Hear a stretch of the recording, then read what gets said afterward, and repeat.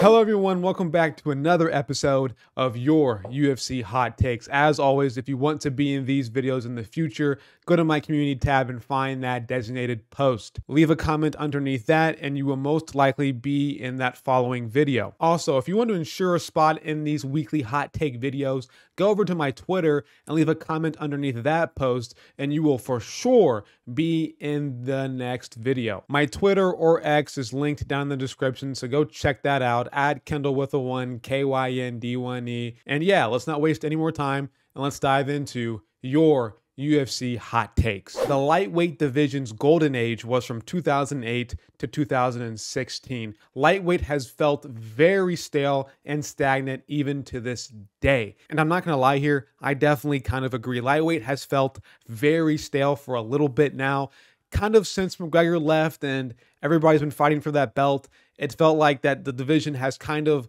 fallen out of grace, if you know what I mean. It's felt like it's been not as good as what it used to be. And what I mean by that is the fact that we have fighters like Dustin Poirier only fighting McGregor twice, only fighting Gaethje, only fighting top 5 guys who've been in the rankings for a very long time, not challenging himself up the rankings against guys who deserve it. Now he is now fighting Benoit Saint-Denis, so I'll give him some credit now. But back then, before that fight got announced, he was fighting only guys who've already established themselves inside of the lightweight division, who were already top 5 guys. Michael Chandler has not fought anybody up the rankings ever since he entered the UFC. He fought Dan Hooker, congratulations, but he fought Gaethje, he fought Poirier. He did fight Tony Ferguson as well, but he was only fighting guys who were established in the lightweight division already. I mean, why can't Chandler fight an Arman Tsarukyan at the time? Why couldn't he fight a Fiziev at the time? Like, back a year ago, just none of these guys fight anybody up the rankings. And it took until, I think, Justin Gaethje to break that mold and finally fight Fiziev. It took him doing that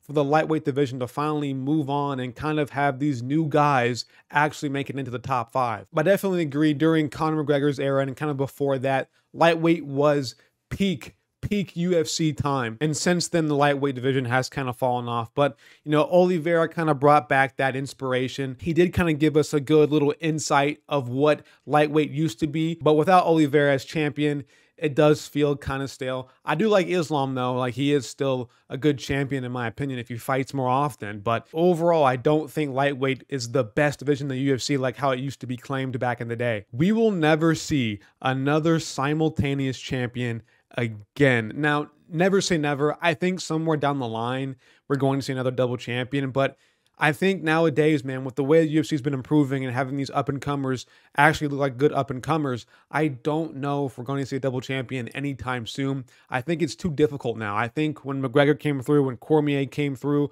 when all these guys who were kind of getting double champion status came through, it was kind of the perfect time, if you know what I mean. Being a double champion was a very new thing, and as time goes on, we know how this sport works, or how sports in general work.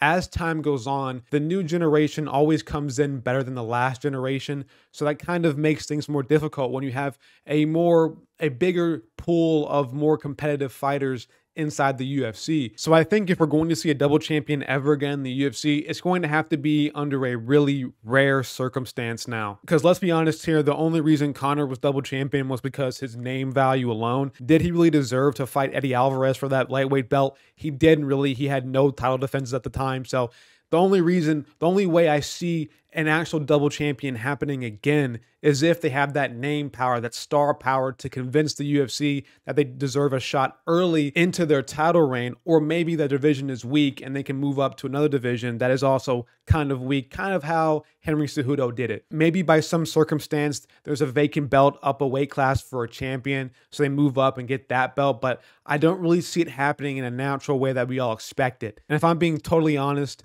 if Volk couldn't do it, I don't really see how anybody else could do it in the near future. Belal Muhammad is getting old and won't stick around for more than 2 to 3 years at the top, at least. I agree. Belal Muhammad is now 35 years old, and we see this all the time with fighters.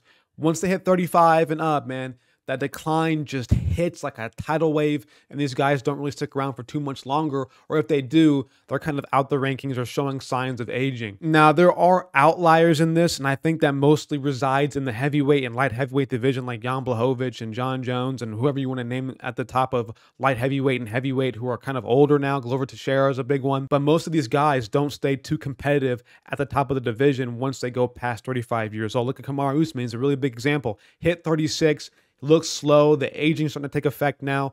His knees are just absolutely terrible, horrendous, worst knees of all time. Just once you hit 35 years old, man, you just see the age start to take effect in these fighters, and they're just not as fast and quick as they used to be. And at lighter weight classes, it's a huge noticeable difference. But obviously, as you go up in weight, it becomes less noticeable because they're just not as skilled as some of the lower weight classes. But I can definitely see Bilal. I can definitely see him aging here soon, and he might lose because of that age. He might just slow down just enough that he gets head kicked by Leon. Who knows what happens? But we'll see what happens, man. He is 35, which is not too incredibly old. He can still go on a run here. But if he does get the belt, will he hold it for a long time? I don't think so. This one's kind of a long one, but I like it. So here we go. When it comes to the conversation of the greatest of all time, we put too much value in being undefeated and not enough value in the context of a fighter's career. And so I agree with this, and I kind of disagree at the same time, because I think win-loss record does matter. I think looking at somebody's record does tell a big story into their career, but is it the only story that you can tell about somebody? No. Look at GSP, look at Khabib. Khabib's first 15 fights in the UFC were against nobodies. Absolute schmucks, absolute can. He was can-fed his entire first half of his career. Yeah, he's 29-0. Yeah, he's undefeated. He has one of the most dominant championship reigns or UFC careers of all time, but you can take that and you can separate it and look at the full final product of what Khabib has done. And this kind of leads me into another point or another hot take somebody submitted, and that was Khabib is overrated. So I'm kind of going to combine these two together. But I don't think Khabib is the GOAT. I don't think he's top 3. I don't think he's top 5 in the GOAT conversation in my book, and because I think people overrate his win-loss record. And I think when Khabib beat Conor, he kind of got this mass influx of just casual fans, bro. And so when you have a casual fan and they see Khabib, they see his 29-0 record, they see that he's undefeated and that he's super dominant, and that's all they take into account and not the real facts, not the real stats of Khabib. What they don't talk about is the 3 title defenses. Yes, it's a good amount of title defenses, don't get me wrong. He definitely is one of the best of all time, but only having 3 title defenses does not make you the GOAT of the sport, because there's so many fighters who have way more than just 3 title defenses. Again, like I mentioned before, Khabib's record, his first 15 fights were against absolute cans. So that kind of already ducks some points in the resume department. And also his resume isn't always the best. He beat Ally Quinta for the belt, man. And I like Ally Quinta, but he is not, at the time, he just wasn't championship level. It was on short notice too, so respect to Ally Quinta, but I mean, Khabib was pretty much can-fed that matchup for a title shot, and obviously he won like he was supposed to. And I just think there's so many more fighters in the UFC who have proven themselves to be, I think, just on a higher level of GOAT status than Khabib. Now, is Khabib one of the most dominant champions of all time, if not the most dominant? I 100% agree, but is he the GOAT of the sport? No, and I think that's why some people overrate him, because a lot of these fans are just kind of biased, man. There's a certain group of people who I will not mention by name who just like to follow these guys, and they like to just meat ride the shit out of them. I'm sorry, but they like to just look at Khabib as this mightiest figure of all time, which is fine. But again, when we're talking about things realistically, I don't know if you can really overrate Khabib like that or just rate him that high on your GOAT list. He's not the GOAT. I don't care. Top 3 is really pushing it. Top 5, I can kind of understand. Top 10, I think for sure. But I mean, sometimes, man, these guys go too crazy about Khabib and they just absolutely give you the weirdest take of all time and they shit on you for not agreeing with it. Nobody cares to see Conor fight Chandler, and Conor knows it. So he's going to pull the rug out from under him again and fight someone else instead, if he even comes back at all. And honestly, with this one, I kind of disagree. I think people are going to watch Conor fight and care no matter who it is. Obviously, with better matchups,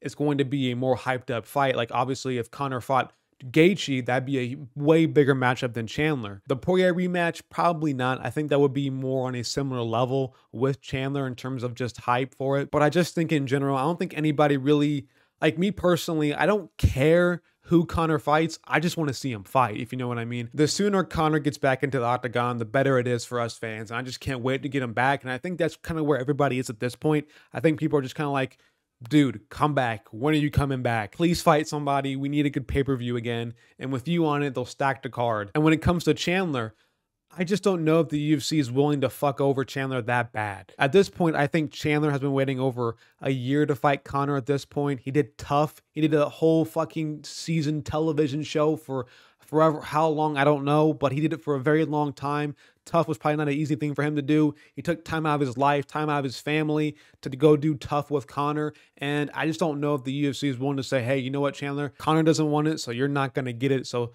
go back to the back of the line, I guess fight maybe I don't know who's going to fight, Jalen Turner maybe, something like that. But I don't think the UFC is willing to absolutely screw over Chandler that bad. And I would feel very bad for Chandler, man. And if you don't, you pretty much wasted a year of his career. And he's not young. Michael Chandler is not a young guy at all. I think he's, what, 37 maybe? Yeah, he's exactly 37 years old. He's been waiting for this Conor fight for, I think, a year now, maybe a little bit more. And if you just tell him, nah, he could have fought somebody else in the meantime. He could have done other things. He could have went for another title run, fought maybe an up-and-comer. He could have done so many things to help out his career, and he's been sitting out waiting for this massive payday from Conor. And if Conor doesn't fight him, then he just is pretty much done. His career is pretty much over. This is his, I think, last hurrah against Conor. And if the UFC is like, nah, bro, back of the line, then it's just, it's pretty down bad for Chandler at that point. If Jon Jones was active while bulking for heavyweight from 2020 to 2023, he would have lost by now. What do you mean, bro? He already lost. He lost to Dominic Reyes. But honestly, I don't know. Would have Jon have lost? Would he have lost to Glover in a rematch? Would he have lost to Jan Blachowicz? I don't know. Those guys were kind of old at the time. So if he stayed at light heavyweight during his bulking time, I don't know if he would have lost. Now, if he was up at heavyweight, would he have lost during his bulking time? I think so. I think he would have lost to Ngannou for a title shot. I think Ngannou, after he beat Stipe, would have probably flatlined him out cold. I don't know, but I would definitely pick Ngannou to beat Jon Jones if he was fighting him at that time, because he would have been undersized as well. If he was bulking and trying to fight at heavyweight, Jon Jones probably would have lost to Ngannou. He would have been massively undersized. He would have gotten slept most likely. But outside of Ngannou, I don't think anybody else probably would have beaten Jon Jones during that time span. Cyril Gane, obviously not. Who else would have been there? Curtis Blades, Derek Lewis. I don't think they're beating Jon Jones. Just right then, heavyweight was kind of so shit. I don't know. Stipe, maybe. I mean, there's a younger Stipe. Stipe probably could have gotten it done, but again, that's kind of an iffy fight because Stipe is also pretty small. And I think he would have been the same size of Jon Jones, or been at least relative to him. So that's a close one, but I think Ngannou would have slept him. But that is all I have for you guys today in this hot take video. Thank you to everybody who submitted their hot takes. I really do appreciate that so much. This is a weekly series, so look out for that community post every Thursday. Videos come out that following Monday, so be looking alive for those community posts that I put out. But thank you guys so much for watching. Like, subscribe, and hit that bell icon for notifications. I'm out of here. Peace.